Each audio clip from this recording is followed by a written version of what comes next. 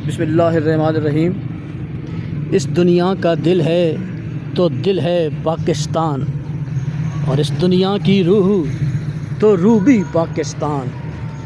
पाकिस्तान जश्न आज़ादी पूरी कौम को मुबारक हो।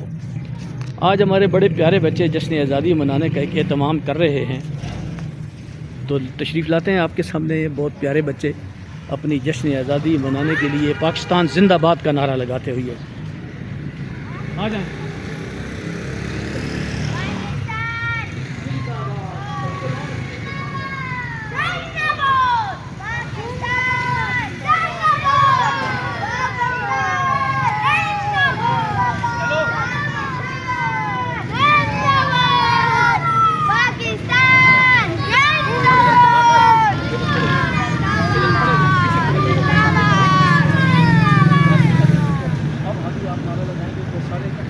पाकिस्तान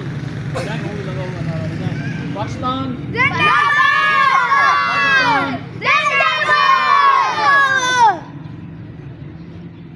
लगाएं नारा पाकिस्तान।